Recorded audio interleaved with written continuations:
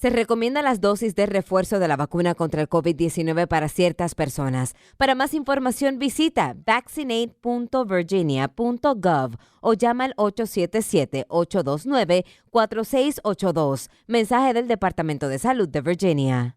Microsoft Surface Pro 8 has the power of a laptop and the versatility of a tablet, all in one. It has a touchscreen and a newly designed signature keyboard that could even store your Surface Pen. Show the world how you stand out with Surface Pro 8. Check it out at surface.com/Surface Pro 8.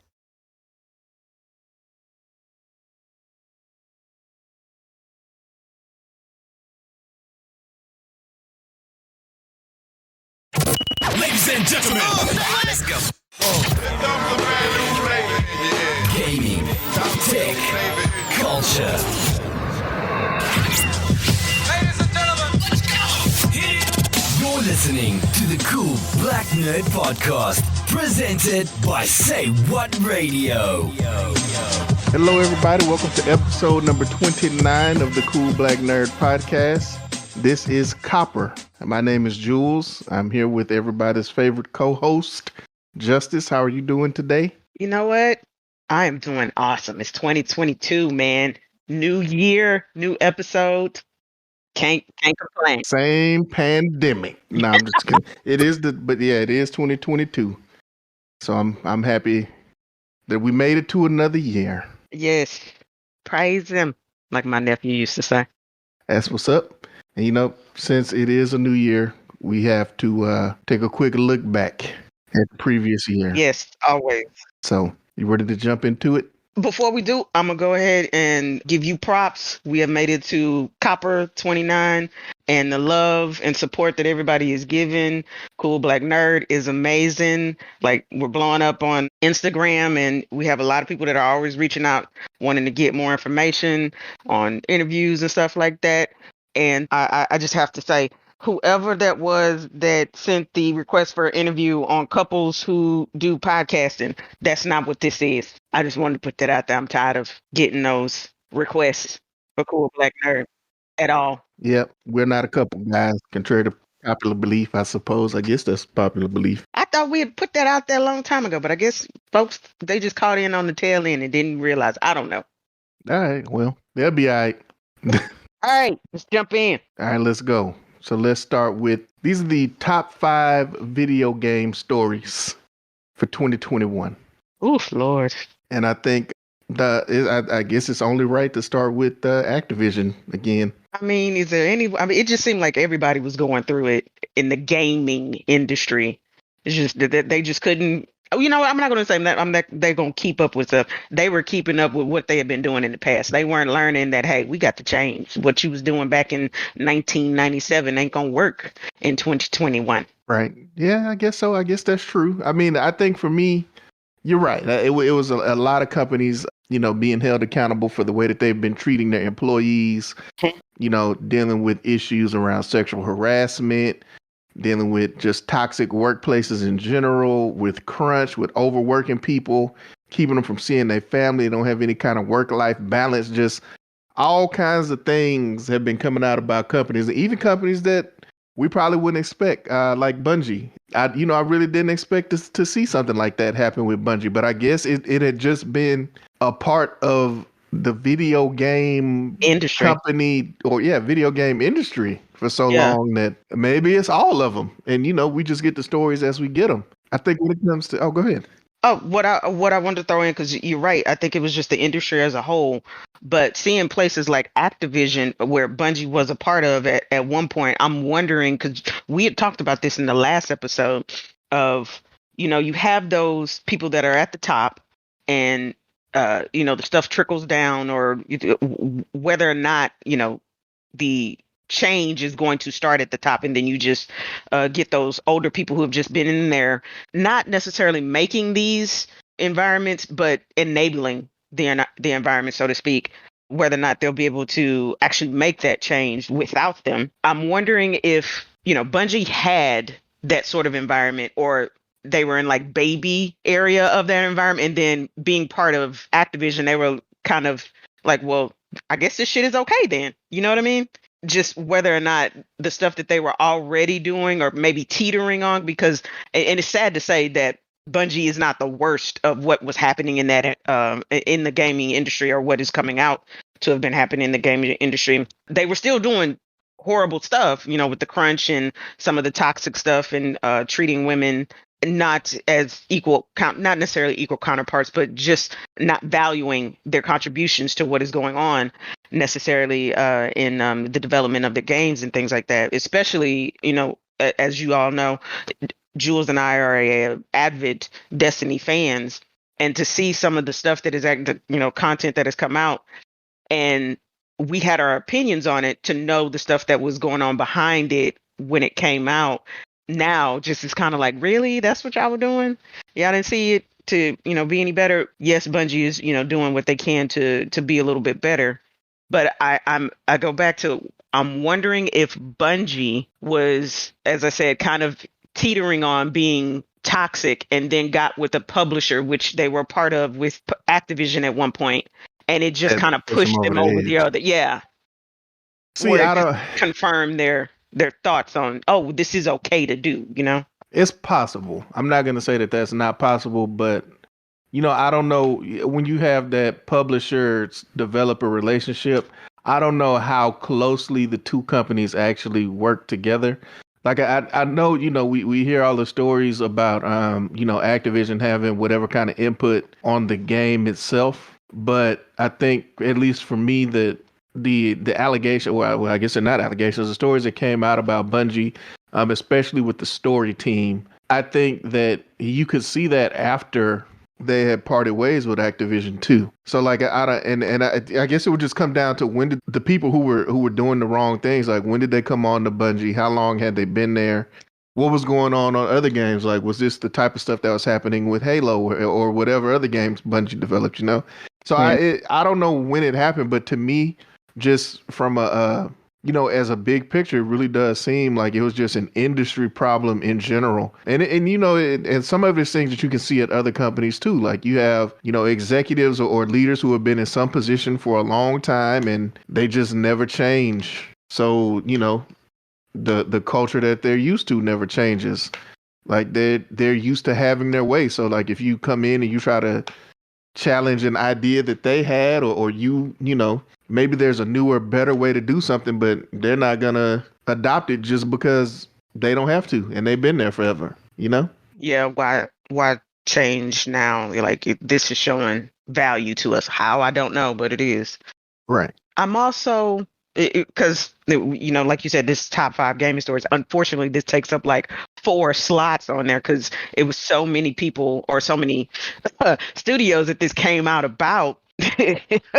The one that really just lit it up was Activision's history and being sued by the state of California. But Ubisoft was one. You had stuff come out about Rockstar, who makes Grand Theft Auto, and that unfortunately terrible drop they did for the definitive edition for the Grand Theft Auto collection. But I wonder if this come to Jesus moment for all of this stuff, and people are exposing their dirty laundry, is going to do anything to change, because one of the things that came out in the Bungie expose was that Bungie was saying all these things that we love to hear about, being inclusive, bringing a light to more people of color, bringing a light to trans issues, LGBTQIA issues, and things like that. But behind the scenes, people were just laughing, going like, really? I don't see any of that here. But this is what they were saying publicly. And they started to actually implement the stuff that they were saying. But a year, years later, I think we'll have to see if this actually, takes hold. Activision, it just seems like you just need to burn the place to the ground. Yeah, I was going to say, because we're talking about Activision. The reason that this is a story, though, especially with Activision, is because this is like Activision again. Like, after again and again. It was so much stuff coming out. And I think the last thing that I heard that came out was that Bobby Kotick, which was the CEO of the time, and he was just saying, oh, I didn't know anything about this. And it was actual tangible proof coming out that he was involved in a lot of this stuff and just either looked the other way or covered it up. Yeah. Period. I mean, I don't know, as of today, if he's still the CEO, but I can say that, last month he was still the CEO. I know that. So I don't know if he stepped down in the last week or two, but I mean, the investors are like, you got to go, dude, period. I don't care what the profits you've made us, you have to go. And Activision tried to, make some changes. They had put in a woman in a place of power within the company to, make some changes. And she was literally gone within 2 months. That is insane. She was like, I cannot do this. That spoke volumes to people. And she was just like, nope, just burn it down, start over. This place is just terrible. And we had talked about EA. They had their, dust up and their issues with being hacked and stuff like that. But Activision, I don't know if they can. I'm not going to say I don't know if they can come back, because I know people are still going to do what they can to try to make the company better. Because I'm not going to say everybody there are terrible people or they were somehow complicit with this. They're trying. Right. But with all this press, I'm jaded on whether or not they can. I'm going to be honest.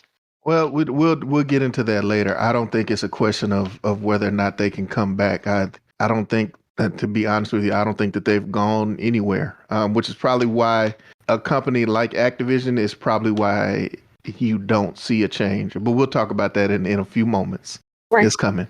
The next story, obviously, pandemic related. A lot of AAA games that people were really looking forward to, got delayed into this year, just with people not being able to work or people trying to figure out what it means to work from home. Like, how does that work in game development? Even I dealt with that a little bit, for the company that I work for with the type of job that I do. Like, what does working from home, honestly, almost permanently look like? And, there are definitely some things that even we were working on that had to get delayed just because we had to figure out how to make it work without being, in office. Yeah. In the office. Yeah. The biggest issue for it was when you're in the office, there's somebody you can go to. There's somebody you can tap on the shoulder. Being at home, trying to do that, you can still do that, but that person is also dealing with stuff that is in their home. If they live alone, it may not seem as, big. I know a lot of people who are single or who live alone seem like they felt like they were being thrown a lot more stuff because people felt like they had more time to do things. And it's just like, oh, I got just as much time to do stuff in the day as you do with your family, and I need a break too. But, they felt like they had to be on more than the people who had a family. Then the people who had a family felt like, I can't do this because I have to, then take care of my family because they're at home. That mindset shift was such a hard thing to do, especially with everything that was going on, where you don't know what's going on with the world or with health, family, friends. It was just a lot to be able to do, and not having that, I guess, feeling of always having somebody to go to like you had in the office just took that sense of security away, and that threw a lot of people for a loop. Yep, I could agree with that. For me, to me that there's benefits to both. Like, I can see how being in the office definitely, at least for me, definitely leads to me collaborating with people more, reaching out to people if I have questions. But on the flip side, for me, being in the office, I'm actually probably less focused. Yeah. It's easier for me to get pulled into somebody else's work.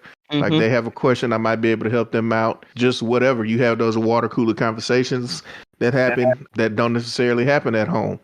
But for other people, like, maybe home is just as distracting, if not more distracting. Like, if you have kids running around, you got significant others running around, you got neighbors who like to come over and chat it up for whatever reason. So there's, I can see it both ways. And I think it just, you got to figure it out. Like, each individual person has to figure it out for themselves, like what is best and what they want to do. I can appreciate, though, that I think a lot of companies and a lot of people are taking a look at what it means to work remotely versus being in the office. What does it mean for your employees to have a better work-life balance? Because, I think we found in general, maybe not every company, maybe not every single person, but I think we found that maybe we're just as productive, if not more productive, when we're not just like, oh, I got to work. You know what I mean? Yep. I think that comes from you having a sense of feeling like you're in control of what's going on oh, I got this done today. I got that done today. I also got a load of laundry done during my meeting. Hey, I'm a grown up. That's, you know what I mean? Yeah. So it's stuff like that that was making people feel a little bit more comfortable at home. And also learning that, hey, I'm not weird for not being able to always focus at work. And when I got home, I did some work because my hours are different than everybody else. Like I'm on and focused during this time, and that works for Right. me. But I was feeling like something was wrong with me because I couldn't, really focus at the 8 to 5 job. Like I was looking to just be in those water cooler moments or looking to just gossip with people because I wasn't fully there at that point. But once I got home, I was there. People were feeling like either they weren't as optimized or as, there for the job as their counterparts. Well, no, it's just everybody works different. And some people were able to figure out, other people still haven't. And I think one of the biggest thing that people don't want to confront, weren't happy with their jobs to begin with, and they became very much very much disenchanted with their jobs once the work from home stuff started, and that showed. They were just like, but I need this job, but they could not justify it like they could before. You know what I mean? Mm-hmm. So that was a reality check for a lot of people, and it's okay.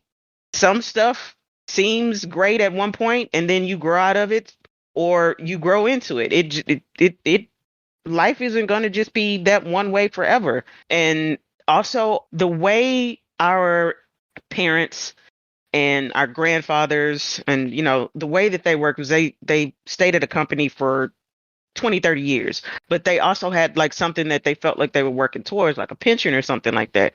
A lot of companies do not offer that for people nowadays. So they hop from other jobs to other jobs, and they're looking for that fulfillment. And so, other people kind of look down on them, recruiters or hiring managers or something like that, because they've had a lot of jobs. Doesn't mean they're not a good worker. It's just they're looking for what's good for them. Different lens. I think a lot of people were hard on themselves. They weren't as forgiving for not knowing or for knowing what they did know about themselves and learned about themselves during this time, especially when it came to jobs. Yeah, I could see that, and I agree. I'm kind of glad that at least that worked out for a lot of people, and I hope it works out for more people to figure out what works best for them, and I hope that companies can also, figure out what works best for their employees. Listen to them. That's a big thing. Listen to what they're saying. Not everybody just hollering, I just want to get paid and don't work. Not everybody hollering that. Some people actually do want to work. It's just, don't be trying to push them and squeeze every little bit out of them. They need to have a life too. Right. Fair enough. Top story number 3, Valve announced the Steam Deck. I want to take this one in a slightly different direction because I think it speaks to a bigger story as a whole, though. For those that don't know, the Valve Steam Deck is a handheld device very similar to a Nintendo Switch, but it can run and play PC games at fairly high quality. And, it is a little pricey, but for you to have the power of like a PC level graphics card in a handheld device, That's unheard of. it is going to be expensive. But the reason I say I want to kind of take this into a bigger story, because I feel like it's just one solution, or it kind of adds on to what we have seen from products like Google Stadia or the products that you are getting from NVIDIA that are making it easier for people to play PC type games without having a gaming PC, whether it's streaming or whether they're figuring out a way to put all of that power into a much smaller device. Unfortunately, Steam Deck got delayed, just like a lot of games, into 2022 as a result of the pandemic. But I think in general, we're seeing a movement to figuring out how to make PC gaming more accessible to people. Because, like the consoles have always kind of had like a portable that goes with them, like Nintendo Switch or PlayStation Portable, what they end up calling PSP or what have you, or, back in the day, the old school Game Boys. I just think that's really, really interesting. I'm kind of looking forward to see what happens coming out of that. We've always been like big proponents of being able to, have the industry do innovative stuff. We were all for Google Stadia, and I still think that Google Stadia can be a viable product. I think just people. We can talk about that too, because they're actually more viable now Yeah, than people yeah. think, which actually may even lead to one of our other stories. But we'll talk about that in just a All second. right. But go ahead. But I think with this, Google Stadia just kind of kicked it off for everybody, even though they hated on them and just would not give it a chance. Things like the Steam Deck, I think, are being able to position people to be able to have these types of things, whereas kind of like what you're saying, you don't have access to those awesome graphic cards because of supply chain issues, of being able to build the PC that you want to begin with because you don't have the money. But if you are able to get your hands on a Steam Deck, you still have that experience that you were looking for. It may not be in the way that you thought, but hey, you got it. Exactly. And as we're talking about that, we talk about Stadia. They, last year they essentially shut down their in-house game development studio. And said, we're going to take the technology and we're going to license it to others to let them use it. And we've already seen that happen a little bit. AT&T gave all of their, I think their home internet subscribers were able to play Batman Arkham Asylum just in a Chrome browser for free. That was actually powered by Stadia. Not a lot of people knew that. So we're seeing how they're going to license that technology. And that kind of leads us into another story. Netflix has jumped into the gaming business, including games as part of their traditional streaming service. I haven't been able to confirm, but everything that they're doing is streaming as well. And it's just streaming just like their movies do. And I'm just saying that even streaming those games is potentially something that was licensed out of Stadia or some other technology that is similar. So I think it's pretty interesting as you're definitely going to start seeing other companies jump into gaming to, whatever level of success, because, hey, do I want to play a game developed by Netflix? Probably not, but somebody might. You're right. And I mean, we had that with the GO4 stuff with Shield. They were ahead of the game, but didn't have the backing for it. Or they started it off and it should have stayed in kind of like a closed beta where it wasn't as many people, because once they tried to push it out to everybody, people were still hating on Stadia. They weren't about to jump on yours too. So, Right. But I know Amazon has been trying to get this for a while but they had Twitch to work on theirs, and Amazon tried this with their games as far as like New World, and not the streaming, but the development. New World and Crucible. Crucible did not go very well, and New World is not faring any better. So kind of like what you're saying, I don't know if I want to play a game that has been developed by this huge company like Netflix or Amazon because they don't have the backing for it. Right. Yeah, New World is interesting to me. On the one hand, I have to give them credit because New World started out great. And then when I read a little bit about the development of the game and how they switched midstream, because originally New World, which it still is, I guess, kind of a pirate game, but it was a pirate game. And they had a problem in that all of the enemies were black people. Yeah. Fortunately, they talked to somebody who said, hey, all of the bad guys should not be black people.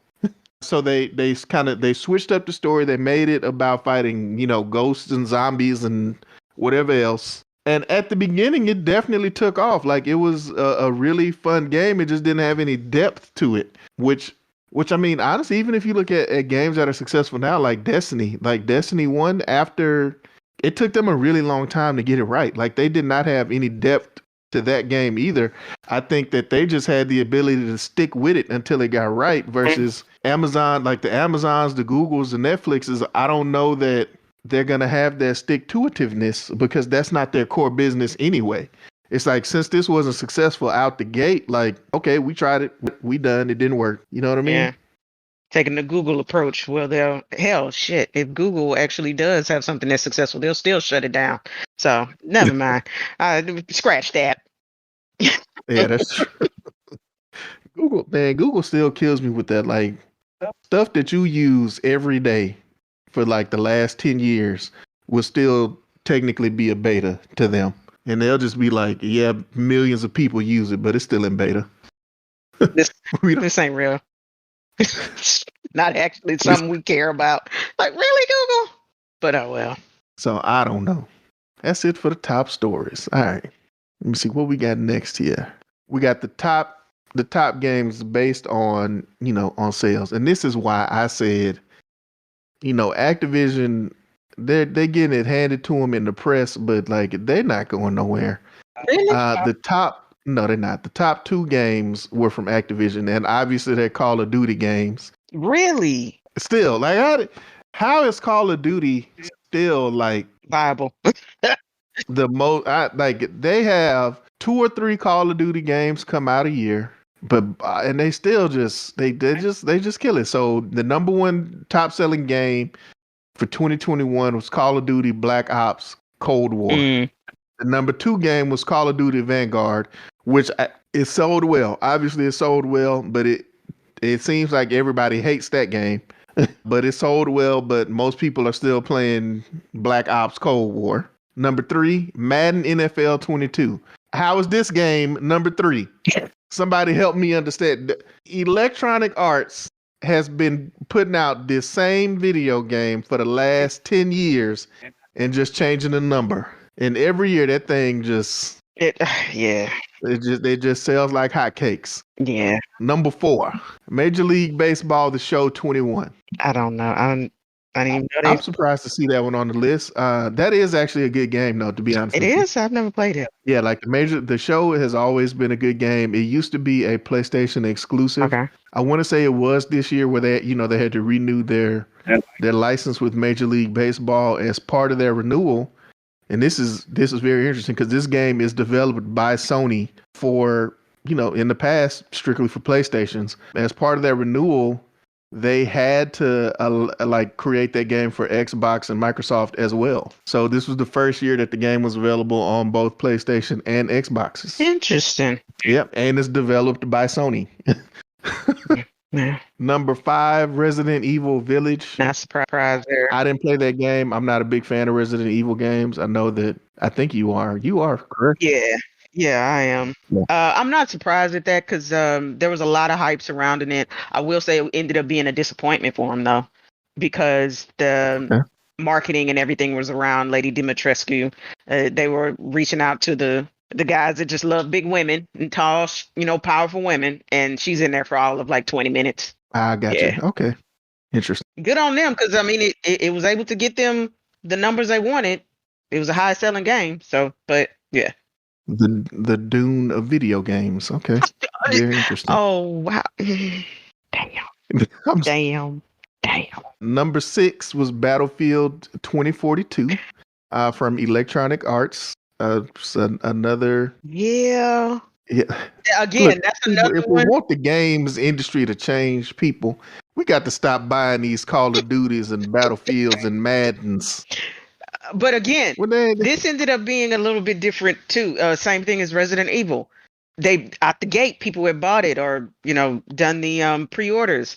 The game turned out with so many glitches. I'm talking about cyberpunk leveling glitches that people were like, fuck it, I'm going to just play Battlefield 5. And Battlefield 5 was the lowest selling game that they had put out, like almost ever. I'm not going to say ever, but almost ever. So that tells you how bad this game is. Oh, man. All right. And number 7 on our list goes to 7 because that's what we got. Stop hating. Super Mario 3D World from Nintendo. I'm not surprised to see a Super Mario game on there. I don't know. You put out a Mario game, I'm probably going to try to go buy it. Just because, myself. Yeah. Just because it's Mario. Yeah, pretty much. But these are based upon numbers, just actual numbers and things like that. Yeah, this is not us saying that these are the best games that you should actually go buy and play. In fact, I'm pretty sure if you just listen to the comments that we had, there's maybe 2 on the list that I would say. I would say if you like baseball, check out the show. Yeah. And Super Mario. It's Mario. Yeah. Get Mario. The rest of these, it is what it is. Yeah. Some people you like that kind of stuff, play that. Do your thing. Yeah. But if you're looking for something to branch out on, because everybody, like as we said, we're at home, you got to do what? Stream it. Yeah, you do have to stream it. You know what? Do you have a game this year that's definitely not on this list that you would suggest that people try out, and also not Destiny? Also not Destiny. Well, yes and no, because it was part of the craze that was going on with the Squid Game stuff, the crab game. Okay. But again, you Right. can only play that for so long. Like it's really a really short thing. But the other one, I cannot think of the name. Give me a minute, and I can see if I can find it because it was actually in my wish list. Oh, okay. I got you. I really only have one game that I would suggest, and this is only for people that like games that are similar to like a Civilization or Age of Empires. I would say check out Humankind. I think they have a pretty unique take on those type of games. Like, you pick different cultures in every era that the game has. I think there's like 6 or 7, so you don't just stick with like one civilization for the whole time. And each, culture has different pros and cons, and it's just very interesting to try to put all of that together and see how it fits. To me, and because of that, every game is just a little bit different because you never really know what the opponents are going to do, what's going to be available to you when it's time for you to pick a new culture, etc. Gotcha. Oh, found it. Arcane. That was actually a pretty Arcane. yeah, Okay. yeah, that's a pretty good game, and I was surprised at it. I took a look at it due to the Netflix show, and was like, okay, I can rock with this. All right, I can dig it. I can dig it. That's what's up. So y'all go check out those games and check out the other ones if you like that kind of stuff. Even if we may have had some disparaging remarks on it, this is just our opinion. Exactly. And speaking of top selling games, let's get into these top streaming services for 2021. And we discussed streaming services last year. And I'm not going to say that they were new last year, but they were new-ish. Yeah. Like you had a lot of them coming out for the first time. And also, we recommended some based upon what we thought would be like the bang for your buck. Top streaming services of 2021. This is based on subscribers and streams. Number 1, HBO Max. Number 2 is Netflix. Number 3, Disney Plus. Number 4, Hulu. How? I don't know. Number 5, Sling TV. Also, How? I don't know how. But HBO Max, Netflix, Disney Plus. Hey, I'm all in. I strongly recommend all 3 of those for sure. Now, Sling TV, I think, is just based upon, because that's similar to like having YouTube TV. So I think that's why that one's in there, and that's just subscribers of that people were able to get at that point. I wonder why YouTube TV isn't on it. Well, maybe because nobody's buying YouTube TV. Guess not. HBO Max, that has to be. I don't know how that's above Netflix. I don't know how. I really don't. I think, because there's subscribers and it was subscribers and streams. Yeah, I don't know. Well, I don't know how it is. The only thing I can say is because HBO Max was putting out like for real blockbuster movies every month, coming out in theaters and streaming at the same time. So maybe that like bumped up the streams or something. Because subscribers, I don't imagine that HBO Max is even close to Netflix in subscribers. I think so. It's not, because I know they lost a crap ton over. You know what? I think this may be because they also don't have the numbers all the time. They don't release them. Well, yeah, Netflix doesn't release numbers for sure. So, would you know what? Let's just say this. Yeah, let's just change this. It was not going to be based upon numbers. Let's just say the best that we saw during that, and I don't even think HBO Max would be number 1 for us anyway. No, for me, I'm gonna have to say Disney Plus is number 1. I would agree with you on that. I would agree with you on that, and that was actually part of our list as like bang for your buck before. Yeah. Because we were guessing at the content they were going to have. Now we know the content that they put out, and at the point that it came out, it was mainly based more upon nostalgia, and they had done like Mulan and things like that, and we were all going like, still use it, still it's worth it. Yeah, I would still say Disney Plus is probably one that is good. I would put HBO Max at 3 for me. I would do Netflix as 2, HBO Max for 3, and that would be it. I'm not a Hulu person, that. So that streaming service don't exist to me. Yeah, For me, I'm not even sure. I might have a top. I'd probably give you a top 3.5. It would be the same thing: Disney Plus, then Netflix, then HBO Max. For 3.5, I'm gonna give you a toss up: Amazon Prime Video and Paramount Plus. Okay. Paramount Plus. But after that, Paramount Plus isn't necessarily new. It's just rebranded from CBS All Access, and then got a lot more Yeah. stuff, from it. Yeah, but I was gonna say with their rebrand, they got a whole lot more content. Yeah. And I think how you kind of see you see how Disney Plus is kind of leaning into Star Wars, MCU, Mm-hmm. Pixar. I think with Paramount Plus, you're starting to see that same thing with Star Trek and a few other franchises that they have that are just just like these legendary franchises. Also, one thing that I like, they're bringing back, and this is just saying my age, so oh well. They're bringing back stuff like Real World.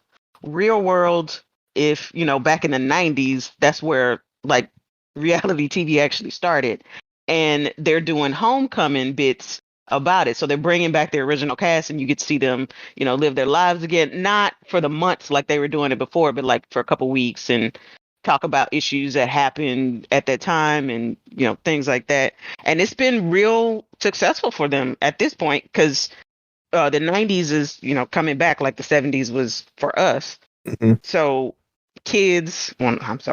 younger people are able to get into this stuff, and they're also talking about stuff that we probably necessarily wouldn't have talked about back then, or didn't see it for what it was. And I do like the dialogue, the dynamic.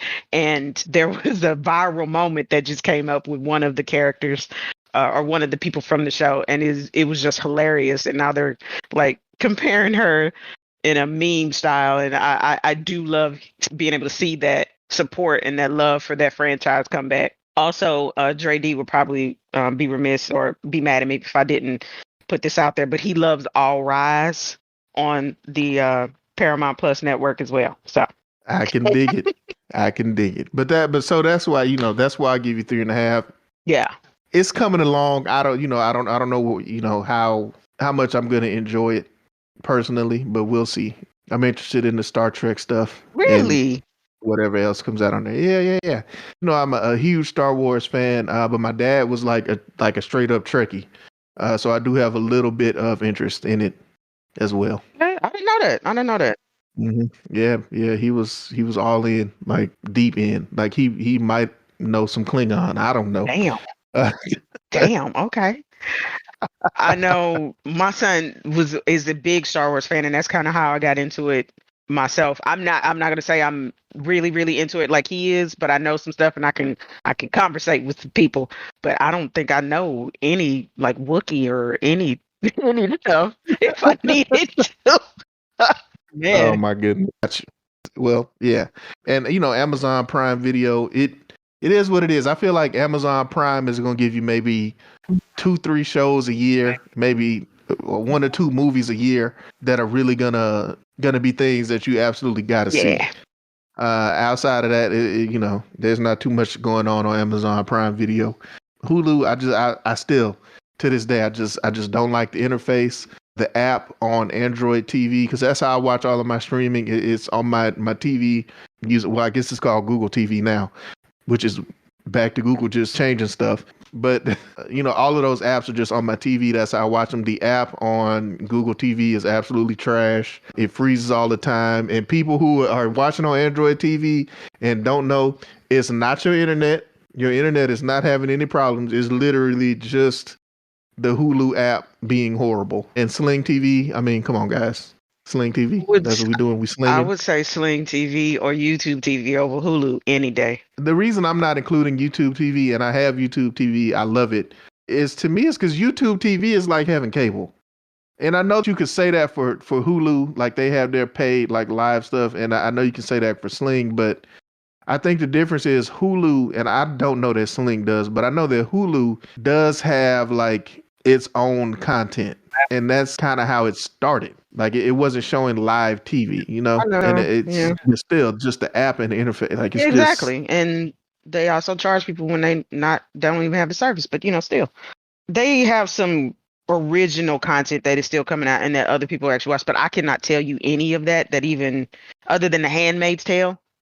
I was just about to say the only one that I watch is The Handmaid's Tale. I didn't tell you anything else. I've seen more stuff on Discovery Plus than I have on Hulu. So yeah, Discovery Plus, one of the new services that's coming out. I'm not actually too familiar with Discovery Plus. No, I'm gonna be honest. The only stuff that I actually do watch on there is like the stuff that they pulled in from like HGTV. That's it. Okay. But I watch that Okay. more than I would anything on Hulu. That's Yeah. sad. But I got you. Okay, that makes sense to Yep. me. So yeah, I think that's where we are on streaming services, y'all. Get HBO Max, Netflix, Disney Plus. I think you good. If you want a little bit more, Paramount Plus is out there. Mhm. Amazon Prime Video is out there. Oh, you know what? We did not talk about Apple TV. Mm, There's a reason because we just forgot about yeah, it. Because yeah. it's not doing the best. I don't think. I think Ted Lasso is incredibly popular. Yes. I do have Apple TV just because I have it for free for 1 year through a promotion that I got from some company. I like Ted These are- Lasso. I watched Ted Lasso. You like Ted Yes, Lasso? Ted Okay. Lasso was a real big surprise. That was my surprise of 2020 and 2021 last year because it went into 2021. But I can't think of anything else that I actually just like. One of the people that I work out with, they love the show C with Jason Momoa on there, and the only reason she's watching is because Jason Momoa is in it. Okay, so that's what I was about to bring up. I was gonna say show that I have been trying to watch on there is season. What can I say? So the premise of C is that everyone is blind Yes, because of something in because human life some now. some catastrophic event occurred. Something. Everyone is blind. Everyone is born blind except for this one man who can see, and he decides that he's going to get as many women pregnant as possible because his children can also see. But there's like a queen that knows that he's trying to do this and she wants to stop him. Or at least that's what it starts out as. But the truth is, she wants to have kids with him so that her kids can see. That sounds. But then that's really not even what the show is about, because it's really about Jason Momoa being the leader of the tribe of people. That's the problem with the show, y'all. What are we even talking about?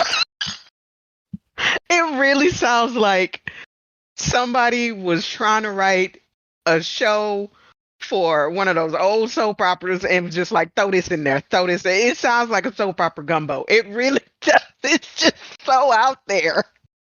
But the person I work out with swears by it. But I'm like, are you really just watching it for the story or because you think this man is beautiful? And she was just like, don't call me out like that. I was like, well, okay then. Oh man. But outside of those are the popular shows on Apple TV right now. But it is. They have some movies and stuff on there. They do, and I would have to say, it is not. I can't say that I could recommend that. That is not a bang for your buck. If you get it for free, such as what Jules said, by all means. But I can't say go buy this. I can't say you got your last, $15 to do something to entertain yourself for the next month that this is worth it. I cannot say that. Yeah, I wouldn't say that you should go get Apple TV right now either. I think for me the big problem is it's hard to access Apple TV unless you have an Apple device. Very much. Like there's very few Android devices that can stream Apple TV. They're like really old Sony TVs that can do it now. Like the new TVs can't even do it, which is I don't even know how that works. Like honestly, the way that I've been able to watch it currently is I have an old iPad that I was able to get the Apple TV on because as Jules said, they offered it. And I use Chromecast to stream to it, and it is horrible. But I like Ted Lasso, so got you. Yeah, the way I've been watching it, I have to like connect a laptop to my TV, open a browser and watch it in the browser. And that's a very poor experience. Like, unless you know exactly, like there's no discovery in that browser. Like you just have to know what you're trying to watch. Like it's bare bones. It's like, hi, this is Apple TV. Here's just a list of everything that's here. Yep. Good luck. Yep. Don't remember what episode you were on? Oh, well. Figure it out. Watch them all again. Yeah. So yeah, I would just they got some. I don't think that they will actually fix it. Like I think another thing that we could have talked about was Epic versus Apple. But one of the things that came out in that lawsuit is Apple as a company really has a policy of like, what can we do to force people to use Apple products, and what can we do to force them to stay? Yeah, yeah. So it's like part of their business model to make their products either just not available unless you're using an Apple device, or make them shitty. Yeah. So make the experience so bad that you go and buy the hardware. that you like, let me just go buy this damn Apple TV so that this can make sense. Yeah. Which is what you see with iMessage. Like, that's why iMessage is not on anything else. And I don't think people, Just tons of stuff. I don't think Apple iPhone owners or Apple products or iPhone owners in general know that the service that they're using is, I can't even call it decrepit.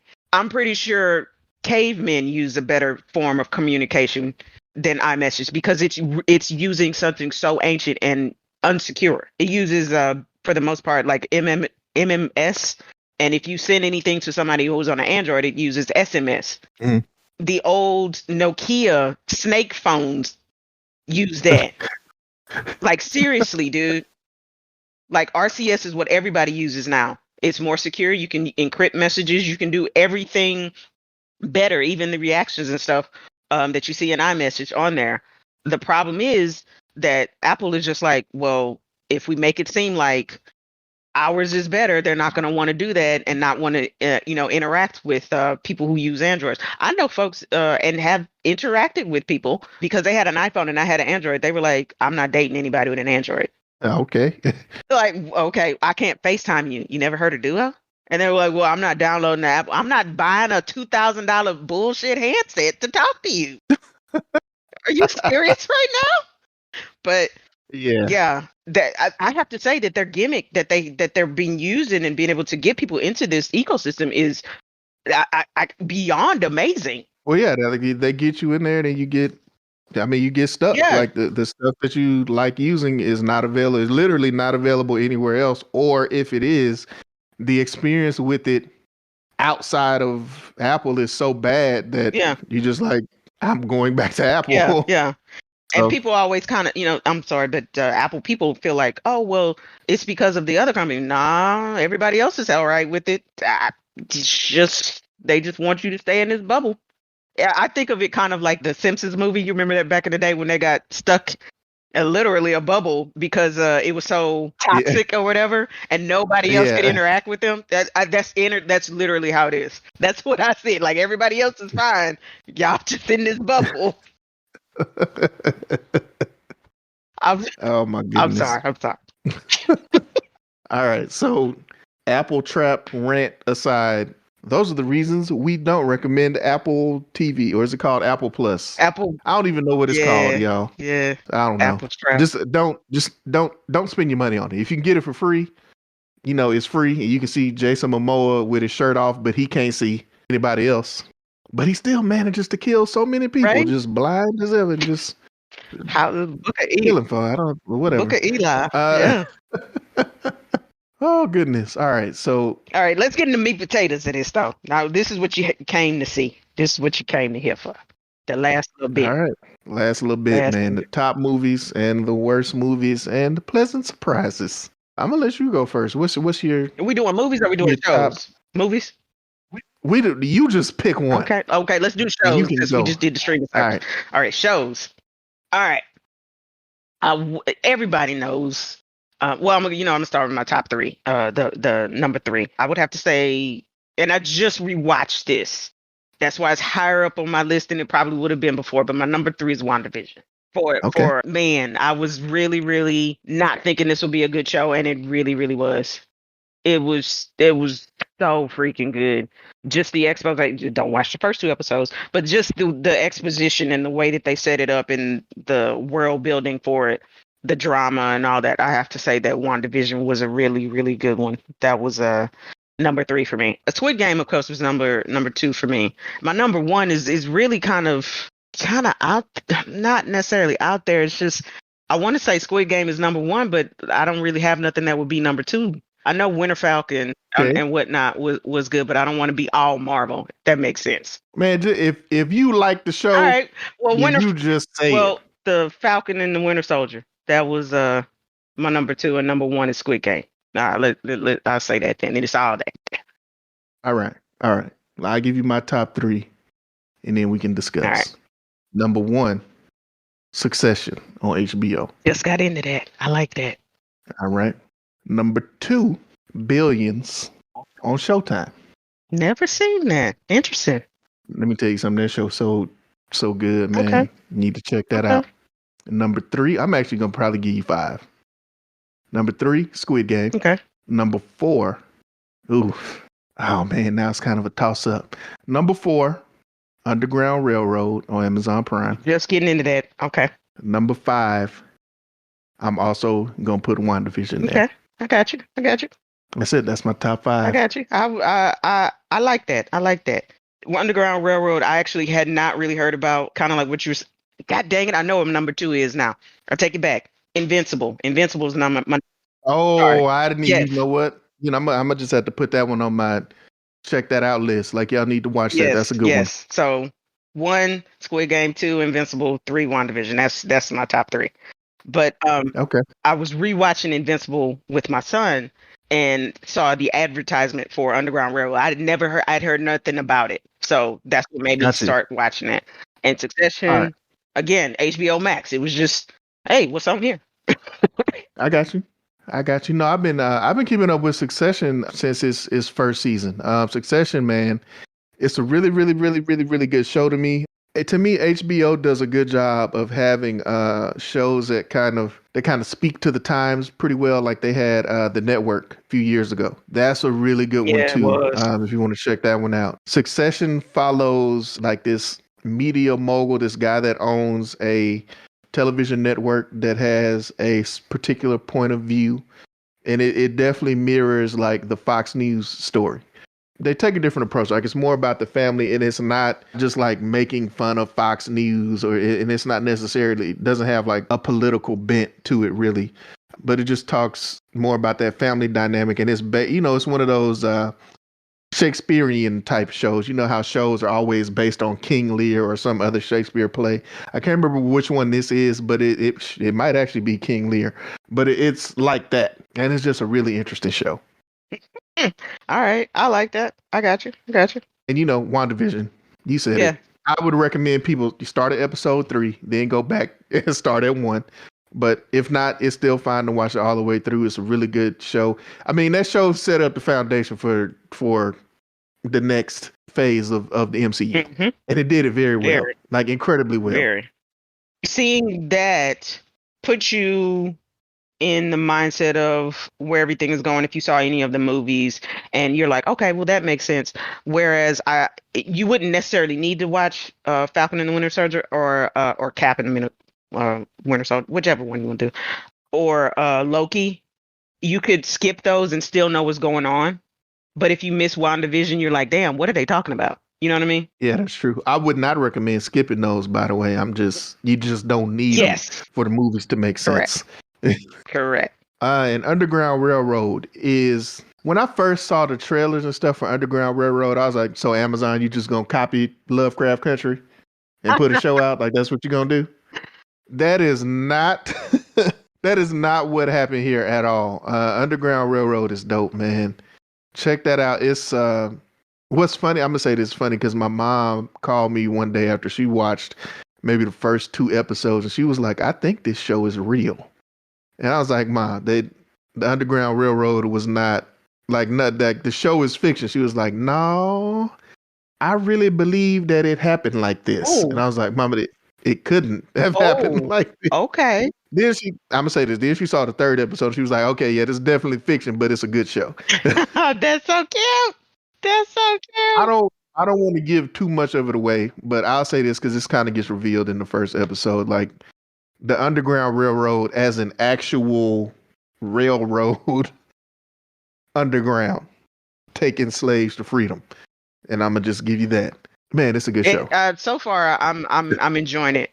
You know what? It kind of gives you this almost superhero-like feel for a horrible time in history, but the people who were trying to do this, like it gives them like this magical type of fantasy type thing, and it doesn't diminish what they did in any way. It just kind of amps it up a little bit more, Mm-hmm. So I do like that. I really do like that. Should we even go through any worse shows? Like those honestly are the You just check those out. Those are worth your time. Yeah, because I'm not even like worst shows. It's man. too many to count, honestly. Like, no. Yeah, let's start off with the bombs or the ones that we thought were bombs, or just not great movies. Just movies that are okay. Yeah. So I'll start this one off. My list is in no particular order. Mhm. I thought I was going to put it in order. Then I started thinking of other movies, and I was like, you know what? These are just the ones that really sucked to me.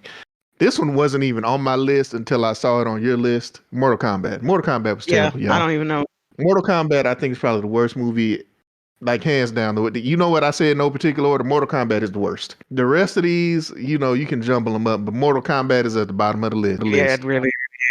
One, it was a bad movie. Two, just because I thought it wasn't going to be bad, and it was so bad. Like, I wanted it to be good. Yep. I tried to give it so many chances, and it just, the story didn't make sense.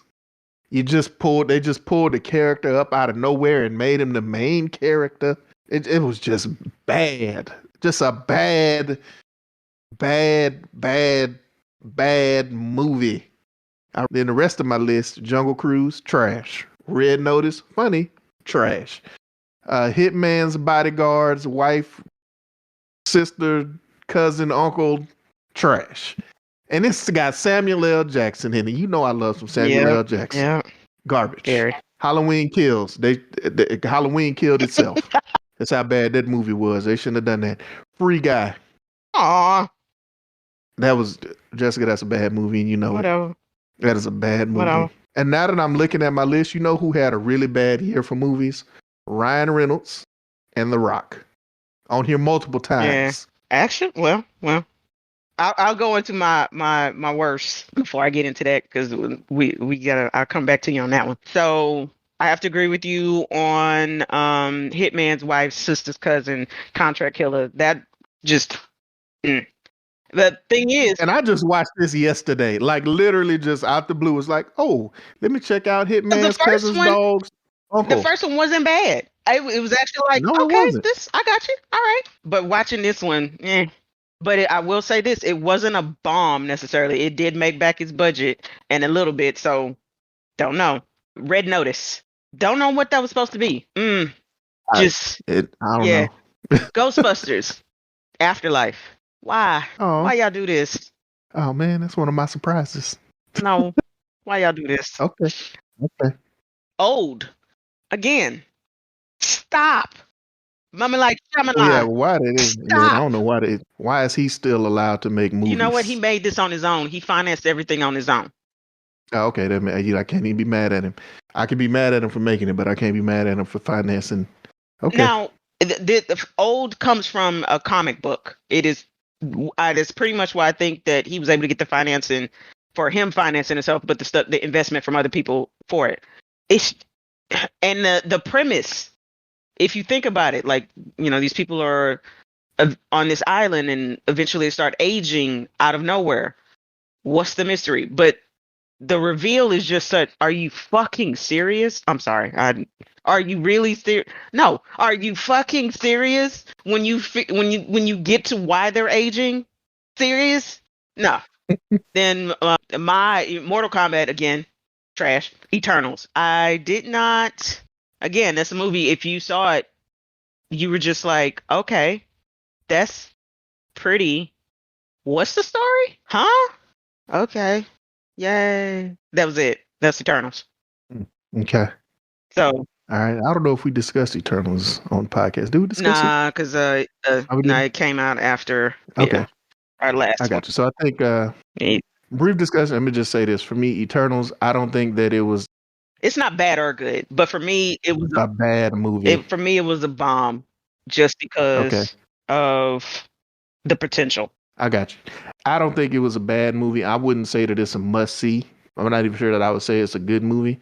I think the problem with it, it did a lot of things right, but I think the big problem with it is there's a lot of characters. And they introduced them all at the same time, and they tried to give all of them some story. And I think the actual story of the movie got lost in that. and he didn't really have Anchor. a compelling villain. There's no anchor point to it. There's no anchor. There's no the villain is, and I said this before too. The villain is too big for it to be the first time that we've seen these characters. Like, hopefully this will make sense to you guys. The story needed to be more localized. It's like if there was a movie about a group of superheroes and you don't really know anything about them.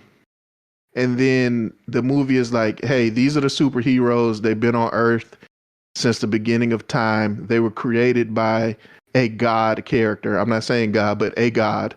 Now they have to fight the god. You're just like, what? And what are we even talking about?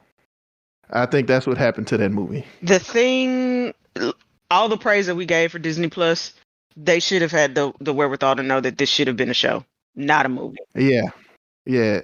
Eternals would have been much better as like a series where you had time to really like let me figure out who the characters are.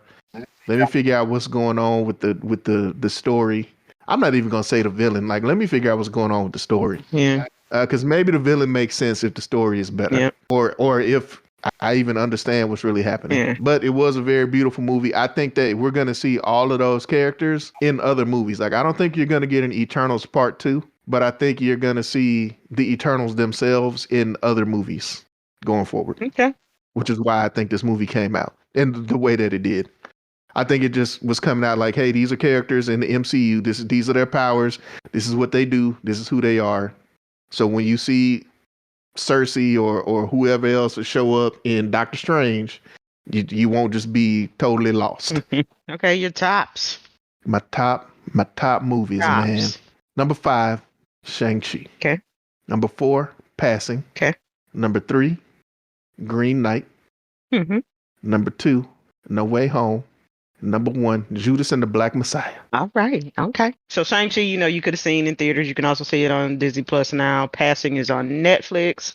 Green Knight, I believe, is streaming I don't on. know where you can watch it. I saw it in the theaters, like in that divot between Delta and Omicron. I was in there. But you can see it streaming online now. You can. I actually saw something about it on Amazon, being able to rent it. That's why I was thinking about watching it. I still need to watch that. So No Way Home, only way to see it right now still is in theaters, and giving the gangbusters numbers it's doing, that's probably the only way you're gonna be able to see it for a while. Judas and the Black Messiah, must see. I think that is a very good movie. I was actually really surprised, and we were able to do a collab with the local drive-in movie theater here in Houston, and they did a screening for Black History Month with us, and we were able to give out tickets and some merch from Saywha Radio with it, and that's where I was able to see it. So good movie, I have to say, hands down. So here my order. So this is actually a late one for me. Don't Look Up. I thought that was really, really funny. That was on Netflix. Okay. I know you didn't like it, but I liked it. Free Guy, and again, that was actually one that did gangbusters numbers because that's Man, it just got lucky. well. Go ahead. It was word of mouth at that time where it was something that was different and it was new, and it actually kind of spoke to what we were talking about, the toxicity of gaming studios and how they're trying to put out these IPs and nobody wants to do actual, and when I say IPs, intellectual property, nobody wants to do anything original necessarily. We're only seeing like Call of Duty 5 a year, but that's what got me in on for Free Guy. 3, Suicide Squad. Was not expecting that. Was so surprised at that. I've actually seen it 5 times since then. So, Suicide Squad. No Way Home. Suicide Squad you can find on HBO Max. No Way Home is number 2. And so I got to see it with most of the Saywha Radio folks. I got to see it with McCoy, Marco, JD. And then I also got to see my son. He went dressed as Miles Morales before we even got there. It was so cool. And when we got in there, he had the little mask on, and they were like, "Oh, you got to take your mask off." And my son has a lot of hair, and when he took the mask off, and his hair went everywhere, this little boy was like, "It's really Miles Morales." I was like, "Oh, even if I don't like this movie, I like this movie," because that was a great little moment for me. But then in that theater watching it, when If you have not seen it now, your fault, because it's about to be a Nah, spoiler. it's too late. It's too late. It's been Yeah, your fault. your bad. Spoiler. So in the moment when old buddy is making the little portal for Spider-Man to come through, and he comes through, my son grabbed my hand and kind of leaned forward like, is that? And the little boy who had said he was Miles Morales on the other side looked at my son and was always like, "Is it just fine?" Just all of it together, plus seeing that and everybody erupting in the theater, I was like, "Yeah, this is that movie that's that touchstone that everybody's looking for." Like, I know people liked Endgame. I don't think anybody was expecting that same sentiment that they were trying to make for Endgame would be for No Way Home. Bringing all of those together, 20 years, different movies, different series, and it all coming together, and it works. Story may not be the best. There's some plot holes and things within it, but it still works. Yeah. So yeah, it does. It still works. There's a meme that definitely is just like, yeah, that really could have been the movie. Yeah.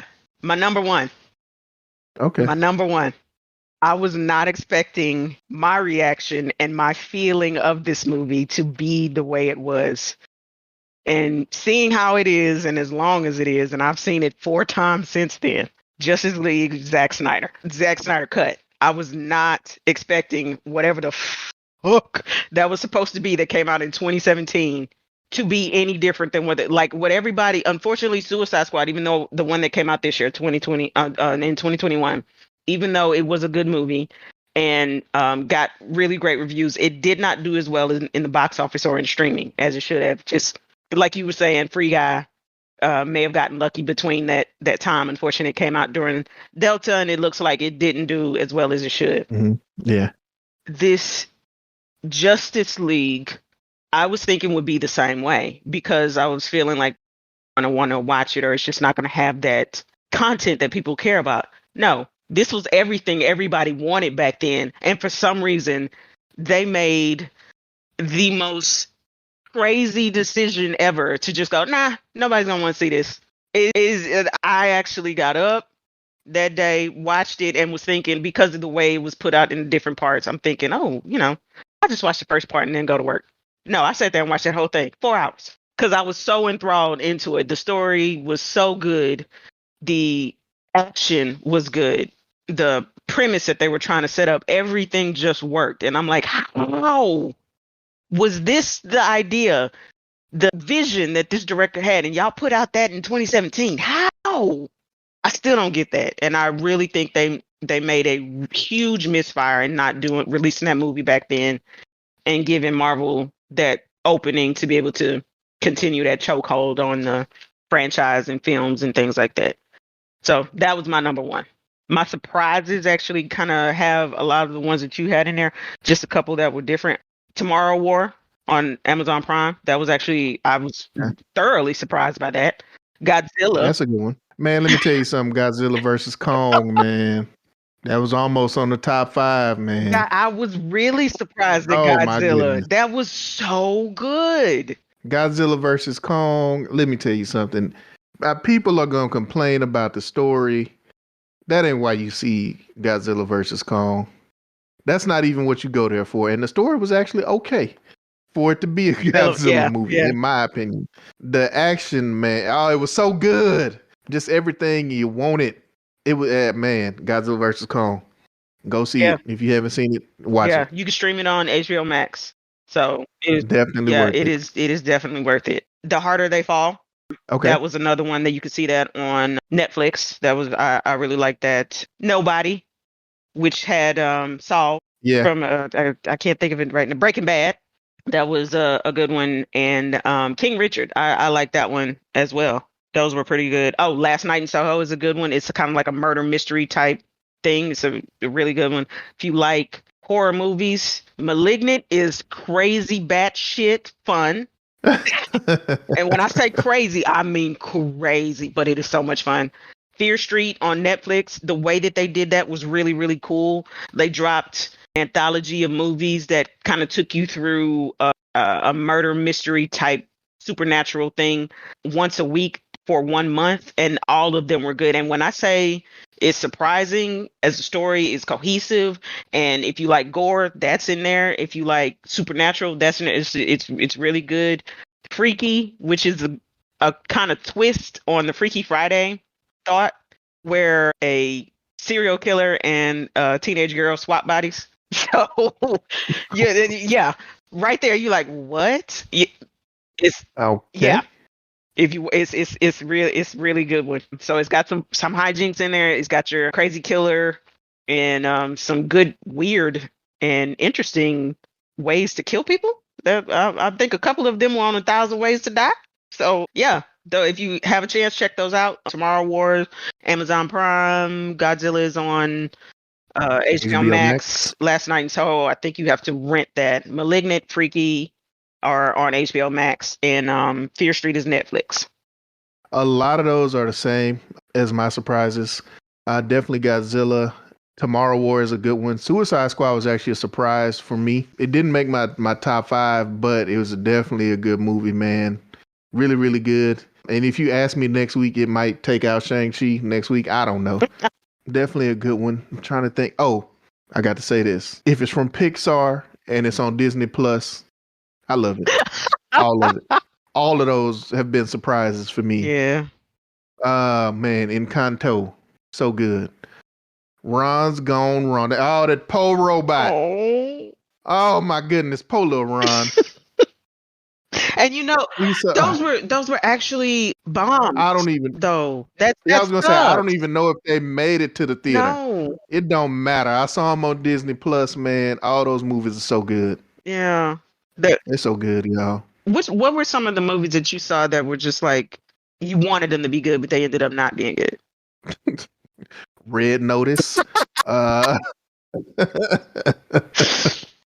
Hitman's Bodyguards, Wife's Dogs, Groomers, Cousins, Cats, whatever.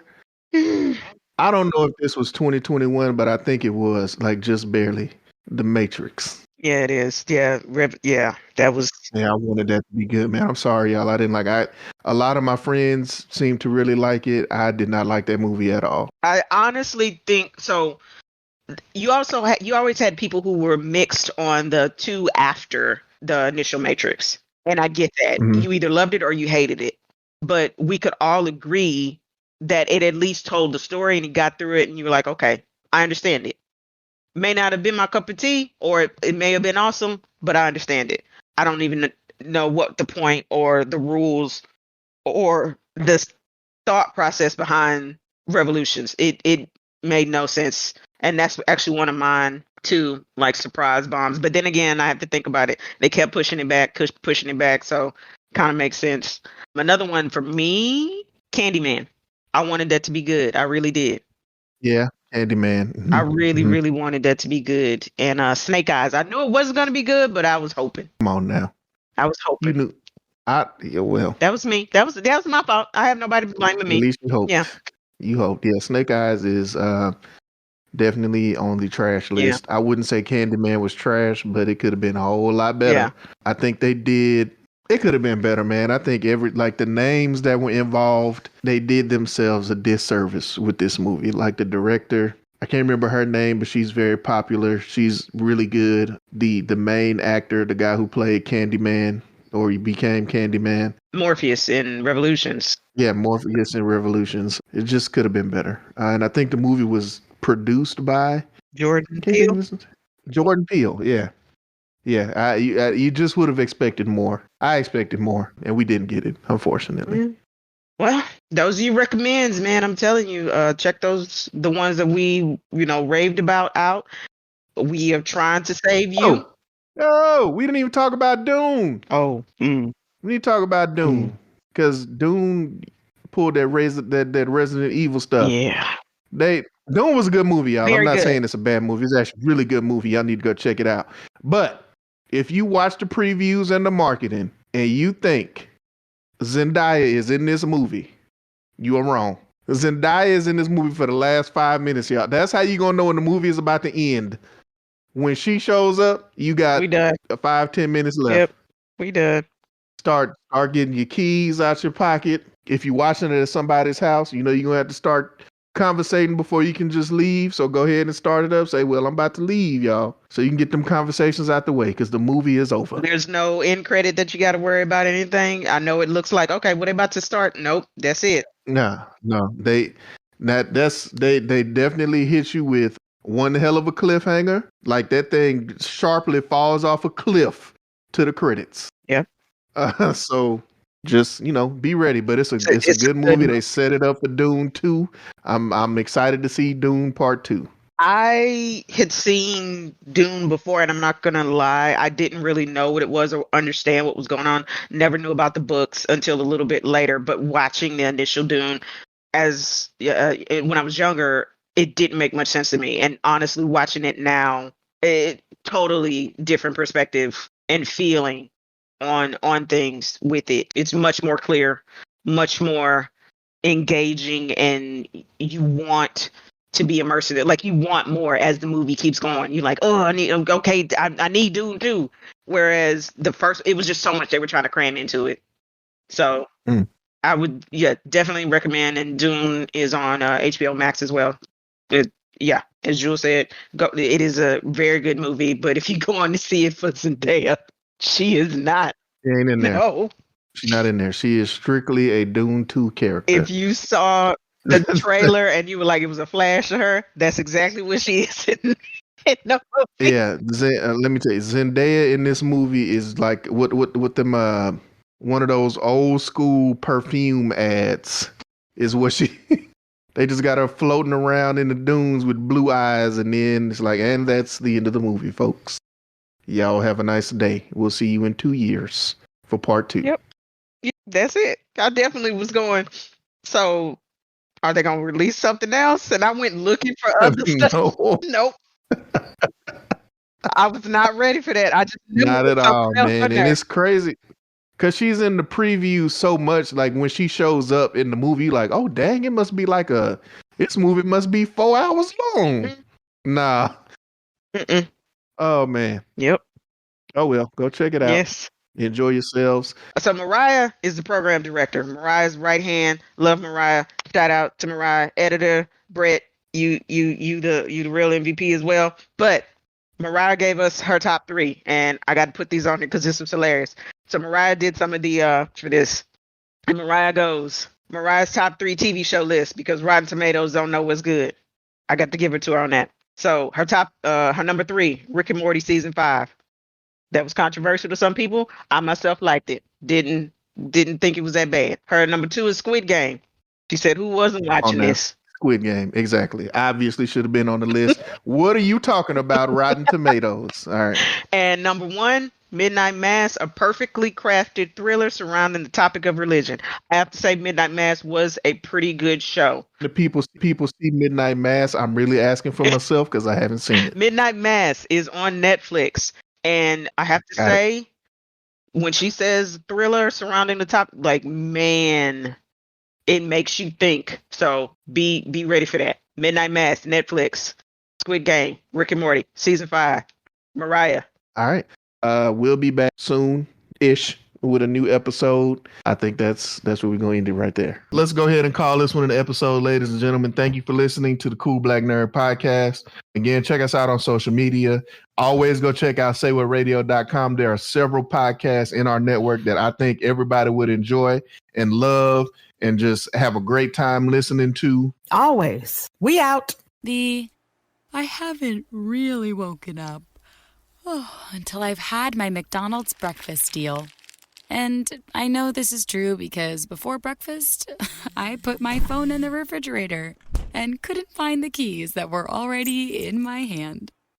Nothing gets the morning going like the first sip of an iced coffee. Get any size and any flavor for 99 cents until 11 a.m. Price and participation may vary. Ba-da-ba-ba-ba. McDonald's. I'm loving it.